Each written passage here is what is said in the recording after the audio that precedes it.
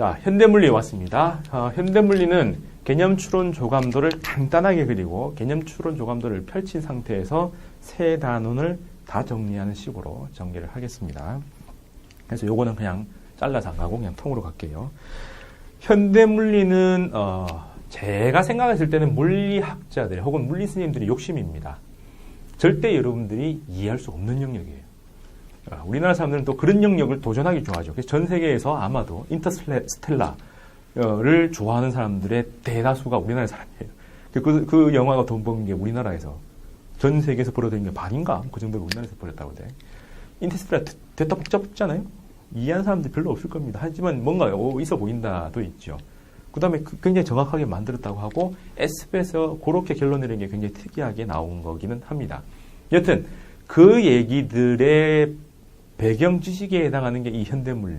정확하게 얘기하면 1900년부터 시작한 새로운 패러다임으로 들어간 물리학을 배우는 겁니다. 절대 이해하기 힘들어요.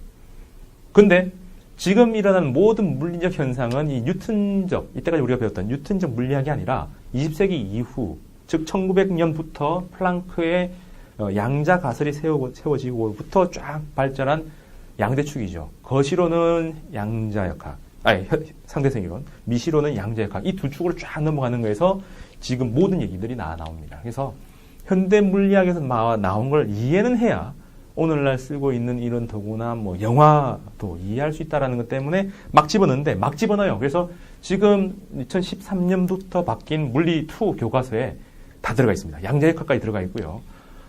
양자역학에다가 상대성 이론, 특수상대성, 일반 상대성까지 들어가서 중력 렌즈 현상도 막 나오고 난리가 납니다. 그래서 일선 현장에서 고등학교 교실에서 스님들이 포기합니다. 도저히 못하겠다. 애들이 먼저 포기하니까. 안 그래도 물리2를 선택하는 사람이 2%가 채 안 되는데 이제는 1%가 채 안 되는 뭐 그 정도까지 갔죠.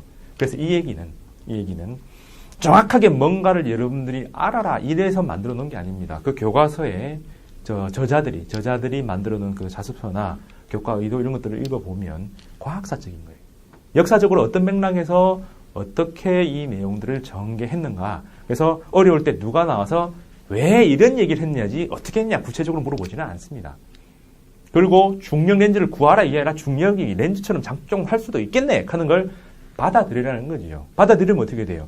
중력에 의해서 빛이 휩니다. 빛은 절대 휠 수 없는 거예요. 왜? 질량이 없으니까. 근데 이 빛이 휘어요? 그럼 뭐라고 합니까? 빛을 잡아당겼다고 할 수가 없기 때문에 공간이 휘었다.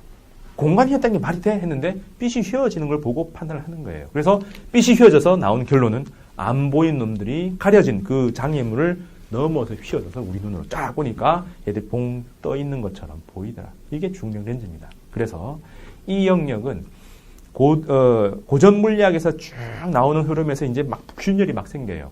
하나의 그 강고한 패러다임이라고 하는 것들이 깨지면서 여러 가지 아노말리, 이해할 수 없는 현상들이 나오면서 그걸 풀어나가는 흐름이 20세기에 쫙 형성이 됩니다. 그때 어떤 일들이 있었는가를 우리는 그냥 과학사적으로, 역사적으로 이해하면 됩니다. 그래서 요거는 1시간 남으면 제가 1시간, 아니면 30분 남으면 30분 만에 끝낼 수 있는 영역이고, 여러분들도 그 정도 하면 돼요. 오늘 1시간 정도 남았으니까, 새 챕터를 1시간 정도로 그냥 얘기를 하고 끝낼 겁니다.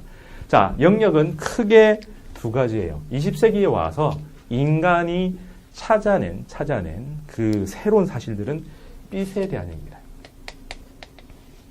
빛의 이중성이죠. 빛을 입자로 볼 수도 있고 파동으로 볼 수도 있죠.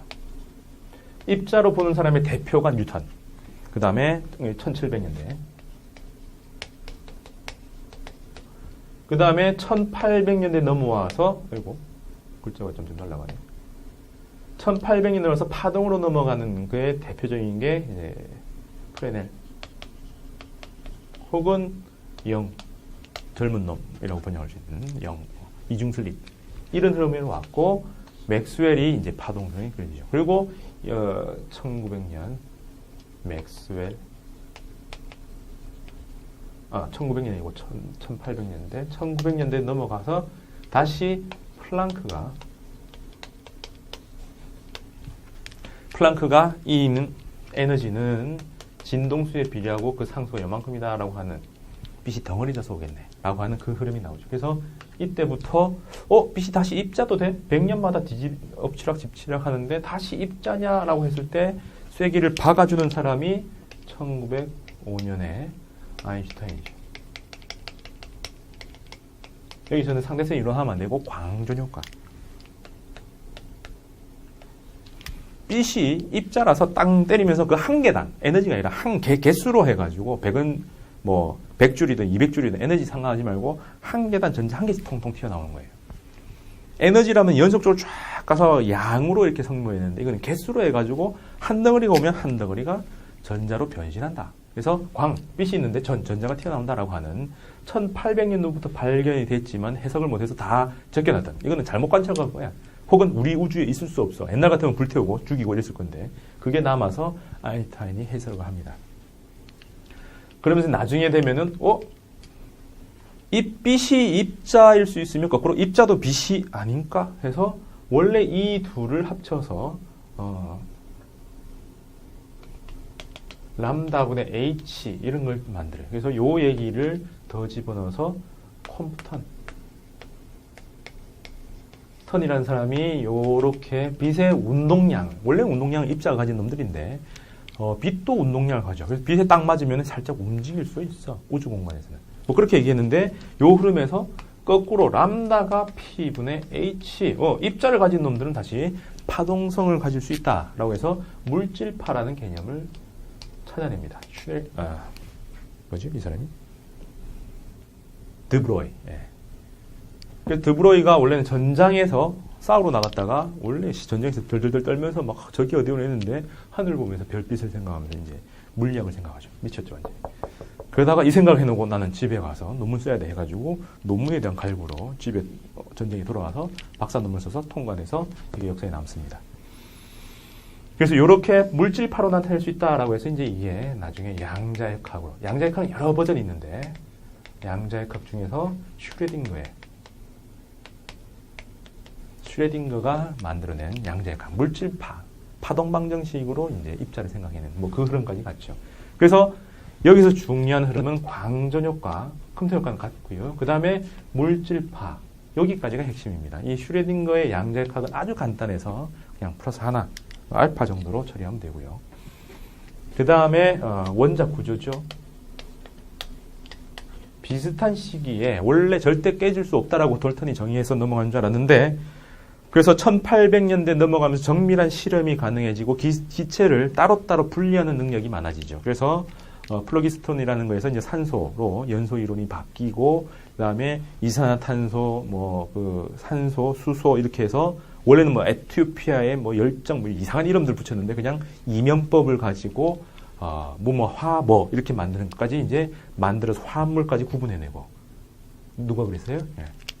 라부아지.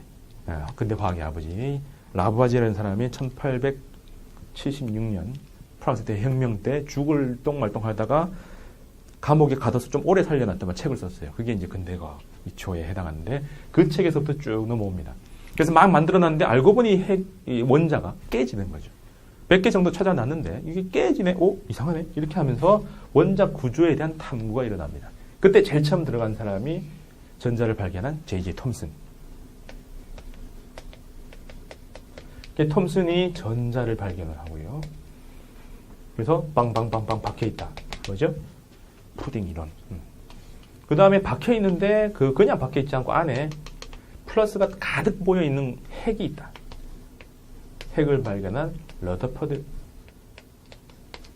우리는 일본한테 독립하려고 막 만세하고 막 하면서 동아시아에서 만세운동, 독립운동을 막 일으킬 때 영국에서는 딴 일을 하면서 이제 이런 일을 합니다. 그리고 우리를 먹었던 그 일본에서 국가 장학생으로 파견됐던 유학생이 옆에서 조언을 해주고 토론을 합니다. 우리는 막 만세 하고 있을 때 얘들은 고담 준론을 하고 있었죠. 그래서 동아시아에서 물리학 노벨상을 처음 받은 사람이 일본에서 나오죠. 일본은 동아시아 역사가 아니라 서양의 역사입니다. 여튼 그렇게 나왔죠. 그러면서 이 전자들을 어떻게 할까 고민하다가 이 사람들 실험을 했는데 처음으로 궤도 불연속적인 궤도의 존재를 발견한 사람이 나오죠. 누가? 보어가. 그래서 그 유명한 이렇게 돈다 하는 물리적으로는 거짓말이 돼버렸는데 여전히 과학고의 모표에 이렇게 돼 있고요. 내가 알기로 과학고에 그 배지죠. 상징물, 학교 상징물이 이렇게 돼 있고 요번에 북한에서 만든 과학자의 전당 이렇게 해서 거기도 다 건물을 이렇게 만들어놨어요. 거짓인데, 잘못됐는데, 여전히 제일 섹시한 모양인 것 같아요. 핵주위를 전자가 돈다. 그럼 여기까지 할 때 이 보어가 그나마 시험에 나올 수 있는 아주 구체적이 나오는 계산거리가 있는 그런 값들입니다. 나머지들은 왜 나왔는지만 알려드리죠. 여기까지 끝났는데, 고등학교 고까지 끝났는데, 여기서 다시 보어가 틀렸다고 나옵니다. 왜 틀려요? 얘들의 한계와 모순이 한꺼번에 들어가요.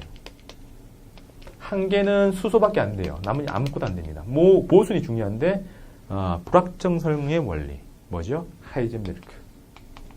뭘 위치를 확정할 수가 없느냐면, 값이 아니고요. 오차입니다.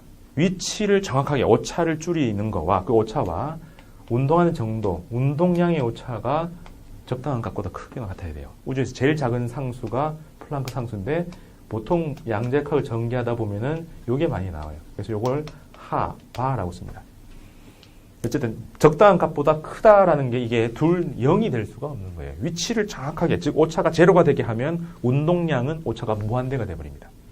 거꾸로 요만큼에 있다라고 하면은 위치, 운동량이 또 그만큼에서 요 가로 세로의 넓이에 해당하겠죠. 그래서 X축, 그 다음에 P축 이렇게 놓고 요 박스를 최소로 만들 수가 없는 거죠. 그럼 그 안에 들어가면 확정할 수가 없는.